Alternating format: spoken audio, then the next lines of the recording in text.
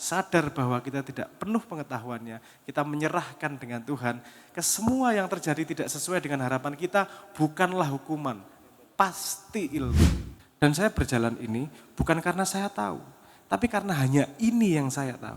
Hati itu bukan membenarkan jalannya, tapi ikhlas pada ketidaktahuan itu. Hati yang selesai itu, kalau kamu membuat sebuah keputusan, jangan ngomong ya atau jalan kalau hatimu belum selesai. Nah, Mak Iyah ini mencoba untuk menelusur jalur satu-satu itu. Karena nanti di kehidupan nyata, orang pasti ngomong, gak kepake ilmu di Mak Iyah. Jangan salah. Perubahan itu selalu dimulai dari ideas. Yang dilakukan Mak Iyah adalah, kita membahas gini, saya yakinnya bahwa itu berguna dalam hidup tanpa kamu harus tahu. Bahwa produk dari akal itu tidak merdekakan. Yang paling otentik dari ilmu adalah ilmu yang kau alami sendiri. 10 menit, fish. Sak pertanyaan meneh wae Bobi. Aku kan closing bingung ya. Ya sing ngene iki rame meneh. Satu pertanyaan itu yang sebelah utara tadi belum, Mbak Yunda. Itu ada satu penanya itu. Baik. Mbak Yunda ning ndi toh? Di sini sedang berjalan. Wow. Tekan bawen jare. Di mana tadi mbaknya yang mengacukan jari? Oh, salah paham berarti. Ya wis ndak apa-apa. Ndak apa-apa, wong ket mau ya urung ana ceweke sing takon. Monggo, Pak. Ya, terima kasih. Selamat malam semuanya. Izin bertanya dan mohon pencerahannya. Simpel saja pertanyaannya, gini. Mas ngapunten, jangan diambil gambar. Maaf ya, terima kasih. Pertanyaannya gini, gimana menyinkronkan atau mengkorelasikan antara logika kita sebagai manusia dengan hati kita yang kemudian nanti outputnya adalah berupa apa yang kita lakukan atau apa yang bisa kita aplikasikan dalam bentuk indrawi atau fisik yang bisa kita lihat, itu saja. Terima kasih, mohon pencerahannya Mas Sabrang. Terima kasih.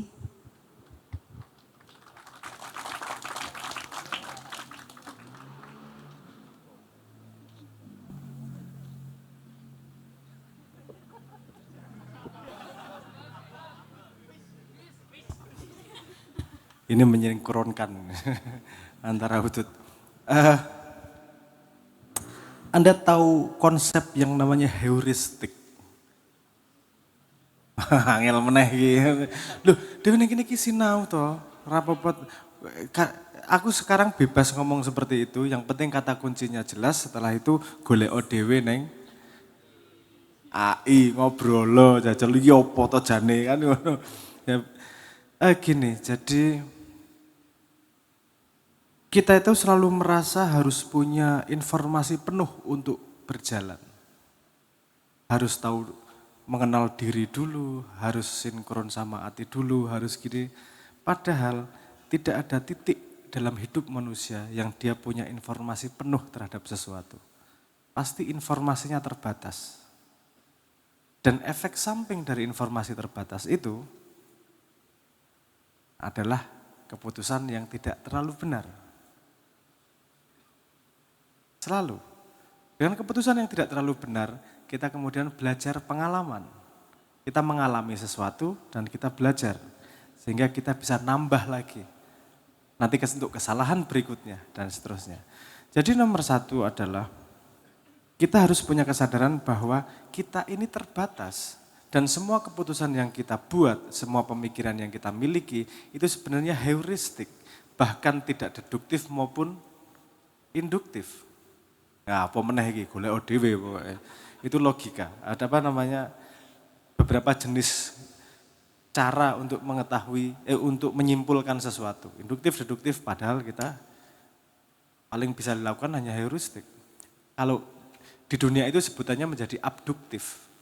Induktif, deduktif, abduktif. Kita cuma tahu informasi sedikit untuk membuat sebuah keputusan.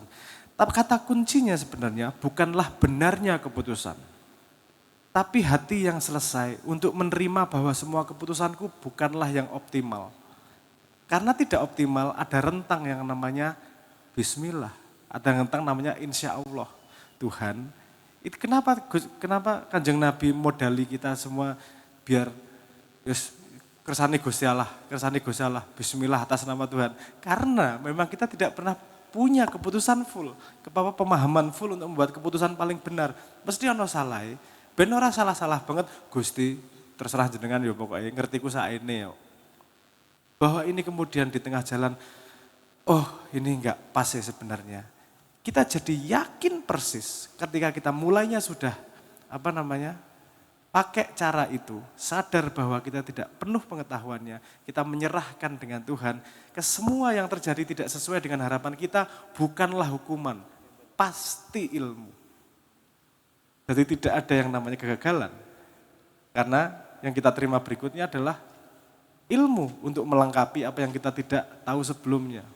Nah, hidup itu bukanlah untuk kemudian satu titik kue sugih, kemudian enak bebas uripe. Itu mimpi yang dibangun ke kita yang selama ini nancep di kita. Kebebasan finansial, baru wis bebas, ora perlu ngopo-ngopo. Oh salah, ono crash ekonomi ya kudu kerja meneh. Saya akan disiplin menjadi seseorang dan setelah udah jadi juara nggak perlu disiplin lagi, bubar mesti. Itu semua seumur hidup itu. Saya rekomendasikan Anda membaca Earth Ring. Jadi ada konsep namanya ring.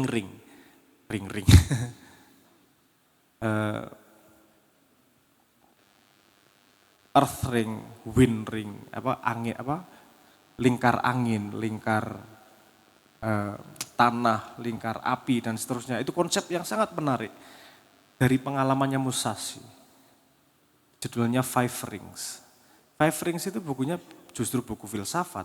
Bagaimana dia menghadapi pencerahan selama hidupnya. Dia membunuh puluhan orang, juara duel, dan dari duel samurai itu dia punya banyak ilmu.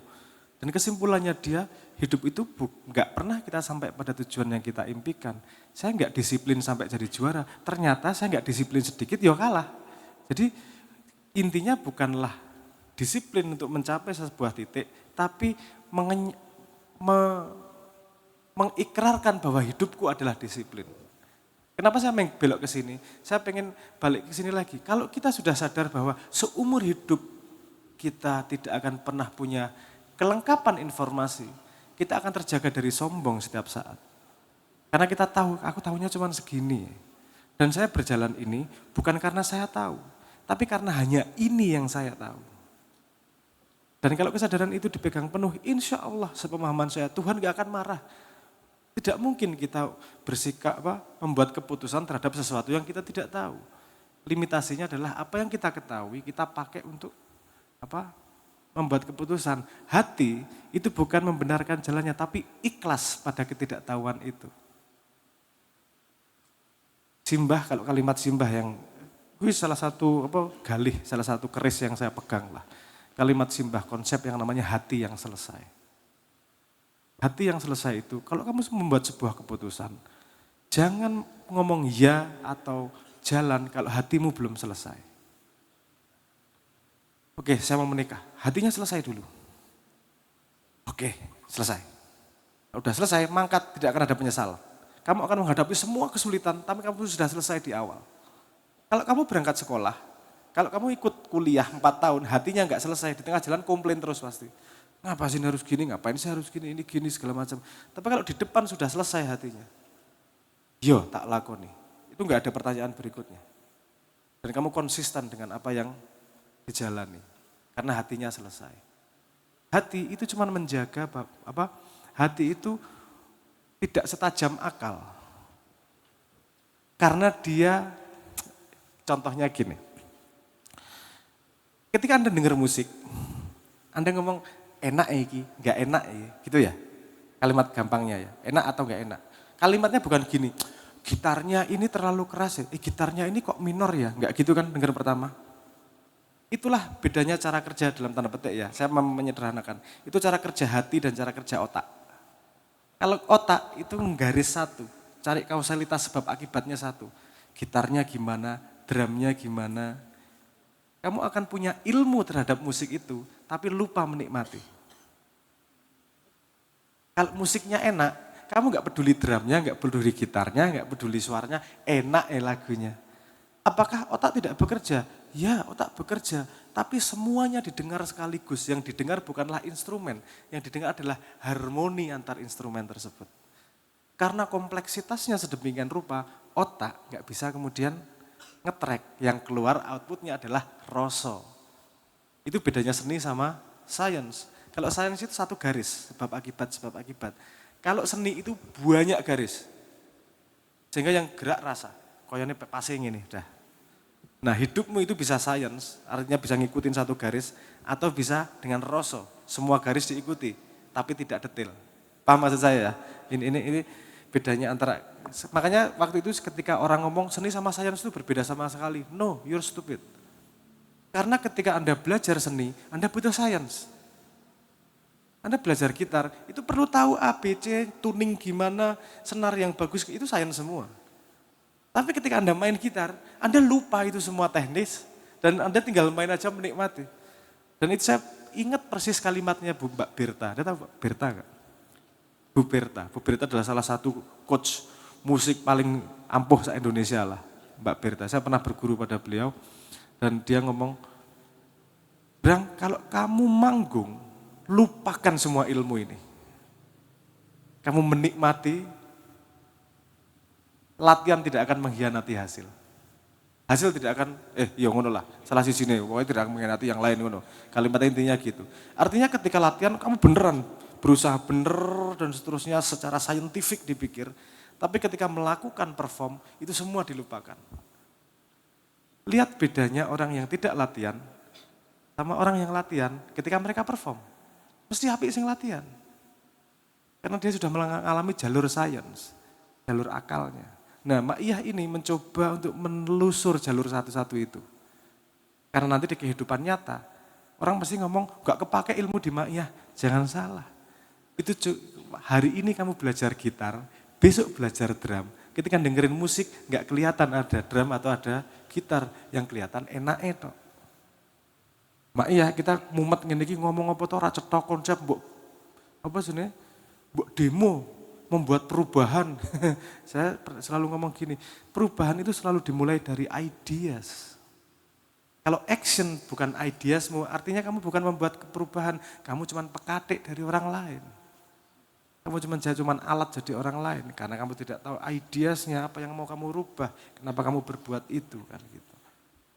Jadi mohon maaf saya berbelok lagi, saya pengen meng-highlight ini yang dilakukan Mak Iyah adalah kita membahas gini, saya yakinnya bahwa itu berguna dalam hidup tanpa kamu harus tahu. Dan ini akan menjadi bagian dari harmoni akal. Seperti itu tadi, bagaimana mengharmonikan akal sama hati. Yang tadi saya omongkan konsepnya ini konsep sainsnya, sebab akibatnya. Akal harus sadar bahwa dia tidak punya informasi penuh. Hati harus ikhlas bahwa saya ngambil keputusan itu terhadap informasi yang tidak penuh. Makanya saya bergantung kepada Tuhan untuk ikut menutupi, untuk ikut melengkapi apa yang tidak penuh saya miliki. Sehingga kalau terjadi apapun di depan, itu pasti Tuhan sayang karo aku. Semua kegagalan adalah pelajaran, semua keberhasilan adalah pelajaran juga. Mencari hikmah tidak hanya ketika menderita, mencari hikmah juga ketika kita bahagia. Artinya jalan rumus untuk menyatukan itu sederhana. Sekarang ini kan anggapannya gini, kalau hati sama kepala selaras, itu dua-duanya seneng ngelakoni akali tekan, kan gitu. Kehidupan nyata tidak seperti itu. Kehidupan nyata itu kamu harus melakukan apa yang harus dilakukan. Karena kehidupan nyata, dunia tidak punya utang sama kamu. Ini kalimat penting nih. Dunia itu gak punya utang karo kowe. Kowe arep apike kaya ngopo, arep pintere kaya ngopo, arep piye-piye. Dunia tidak punya utang pada kamu. Yang bisa kamu lakukan adalah kamu harus melakukan apa yang perlu kamu lakukan. Nek dadi bapak, nguripi anak. Dadi pacar, dipedhot, golek pacar meneh. Ngopo gondali rondo. Wis culke ae. Golek meneh, ora apa-apa. Latihan sik piye karo banci apa piye ora apa. Latihan sih. Hidup, sorry ya aku agak melenceng lagi ya. Sepemahaman saya mohon dibenarkan. Kalau di informasi agama hidup itu ujian, hidup itu permainan, dan hidup itu senda gurau. Ini asu itu cetha to. Ujian ya senda gurau tapi ya permainan. Itu menurut saya bukan kebingungan, itu opsi yang boleh kamu pilih. Kue dipedot, kue bukan ujian, senda gurau. Jadi santai aja, di senda gurau ini namanya permainan kok. Permainan ya permainan, jangan dapat dibawa terlalu dalam. Hatimu dibawa pada keharmonisan yang berbeda. Jikir. A fish. Wah, artok posting po. Nah di posting kan ngomong misuh ngono apa di apa? Gampang. Iki ana sing nge-live ngono iki. Saya tahu triknya ini dari Widi. Jadi apa namanya? Widi kan seneng banget apa? Nge-vlog, video-video ngono iki. Juga suatu hari aku ngene iki. Nah, bar kuwi apa jenenge? Akune di-ban seminggu. Dadi nek ada ngonten ngono aku ngene iki. Di-ban seminggu. Oh, ternyata ra oleh ono ngonone. Berguna ini ternyata. Jikir tenan nyenengke banget. Wong apa sing iso ngene? Sing duwe jempol. Oke. Ya. Wah, guyonan lawas. Jam kali 12 loh Kang. Iya. Tenang Mas, yang penting bukan besar kecilnya, tapi bisa kerasnya. Apa namanya? Wes, apa to iki mulai lewat jam 12 sih mulai saru iki ya Allah. Fish. Oke, balik lagi. Mbak, santai Mbak ya, jangan dibuat menjadi beban. Kadang-kadang ingat kalimat saya tadi, bahwa produk dari akal itu tidak merdekakan. Yang paling otentik dari ilmu adalah ilmu yang kau alami sendiri.